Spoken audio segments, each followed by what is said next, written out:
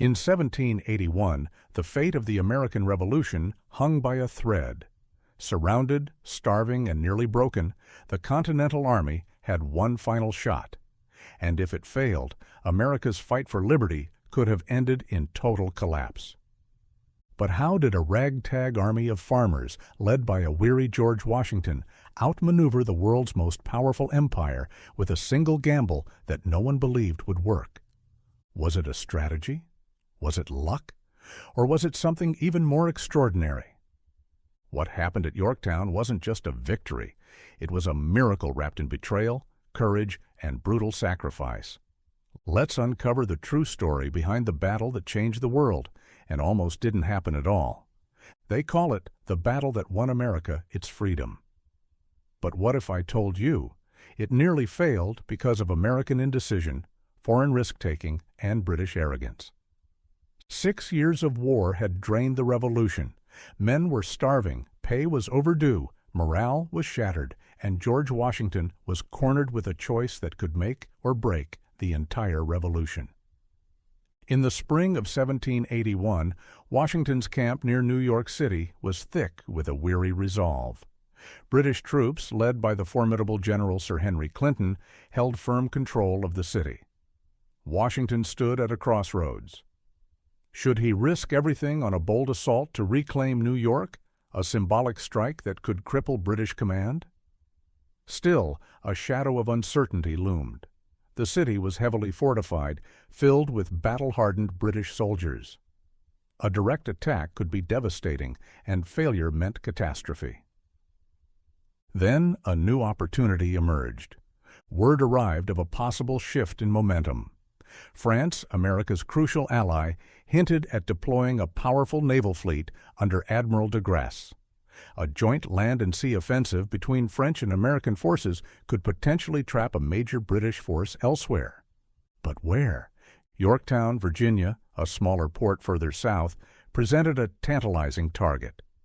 Recent troop movements suggested Cornwallis was concentrating his army there. Could a lightning strike, supported by French naval superiority, make Yorktown the decisive moment of the war? In late August, Admiral de Grasse's fleet of 29 warships appeared off the Virginia coast, blocking Cornwallis and his forces within Yorktown.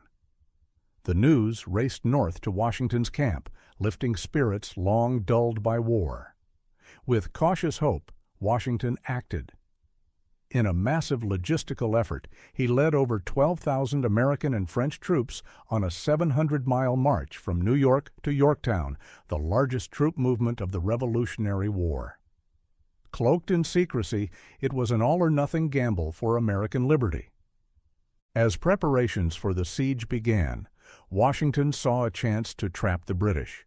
He ordered the Marquis de Lafayette and his Continental forces to keep Cornwallis confined to the Yorktown Peninsula, while merging with 4,000 French troops under the command of Comte de Rochambeau. At the same time, French naval forces rushed to secure control of the Chesapeake Bay. Cornwallis used Yorktown as a base to resupply his 9,000-man army, expecting reinforcements from the Royal Navy. He fortified the town with redoubts on its outskirts while stationing most of his troops inside the town.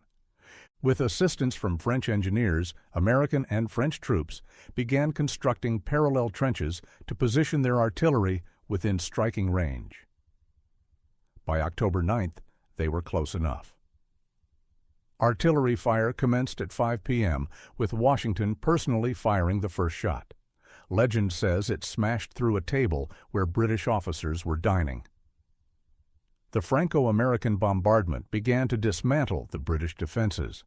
Washington ordered nonstop fire through the night, preventing any repairs. As the siege tightened, British positions crumbled under relentless assault. A German soldier's account offers a harrowing view. On the 10th of October, we moved our camp into the earthworks, due to the enemy's heavy fire. Bombs of 100 to 200 pounds rained down. No one was safe from cannonballs, inside or outside the city. Townspeople fled with their belongings, and many were gravely wounded or killed. Limbs were torn off. Even ships in the harbor took damage, and the shots flew across the river to Gloucester. Trapped inside the tightening Allied siege, Cornwallis grew desperate. His only hope was across the Chesapeake, British Commander-in-Chief Sir Henry Clinton in New York. Cornwallis sent urgent messages requesting aid. But Clinton hesitated. Enjoying the comforts of New York society, he feared a counterattack and hesitated to challenge the powerful French fleet now controlling the bay. Cornwallis proposed a diversionary assault near New York, hoping to draw Washington away from Yorktown. But Clinton, unsure and cautious, declined. Eventually, he did dispatch a fleet, though far smaller than Cornwallis hoped. Before it arrived, however, the British fleet clashed with de Grasse's French ships in the Battle of the Capes. The result? A costly stalemate, but enough for the French to retain control of the Chesapeake, sealing Cornwallis's fate. On October 14th, under a moonless sky, Washington prepared a final assault. He ordered his men to keep their muskets unloaded until inside enemy lines, to maintain silence and surprise. The assault would be carried out with bayonets only. At 6:30 p.m., American troops surged forward. With axes, they hacked through British defenses.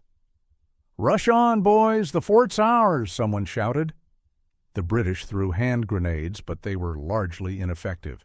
American soldiers climbed over one another's shoulders to breach walls. As distances closed, muskets became spears. A fierce and intimate battle erupted. Bayonets met swords in brutal combat. Cries of pain and clashing steel filled the air. Washington, watching the carnage, knew each casualty was a heartbreaking sacrifice. Sons, brothers, fathers lost forever. But he also knew that the freedom of an entire nation depended on this fight. The next night, Cornwallis launched a counterattack.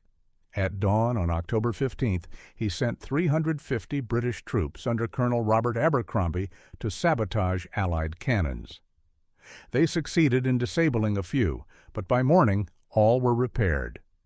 In a final act of desperation, Cornwallis attempted to evacuate across the York River to Gloucester Point, hoping to break out. One wave made it, but a violent storm wrecked the second trip, ending the escape.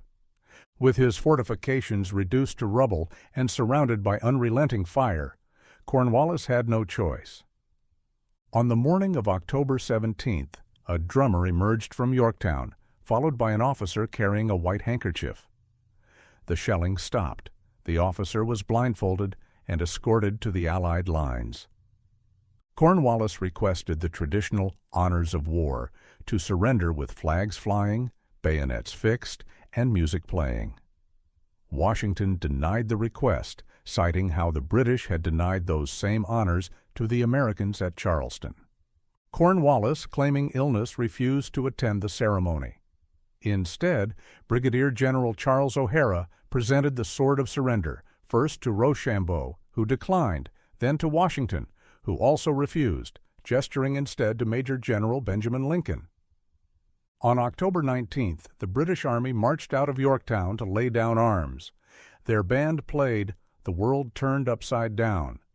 Humiliation hung heavy as British soldiers marched between French and American lines, making eye contact only with the French. Lafayette noticed. With a crisp command, he ordered his band to strike up "Yankee Doodle." Cheers erupted from the Americans. At last, the British turned to face them, not as rebels, but as equals. General Clinton's fleet arrived 5 days too late. When news of the surrender reached London on November 25th, Prime Minister Lord North reportedly exclaimed, "Oh God, it is all over. It is all over." The Treaty of Paris was signed soon after, formally recognizing American independence and ending the war. Thanks to resilience, brilliant leadership, and aid from French allies, the United States secured a stunning victory over the world's most powerful empire. While July 4, 1776, marks the day America declared independence, October 19, 1781, at Yorktown, is the day that the dream became real. And so, at Yorktown, the cannons fell silent, but the echoes still linger. What began as a desperate gamble undertaken by farmers, shopkeepers, and statesmen ended with the mighty British Empire humbled and a new nation born from fire and defiance.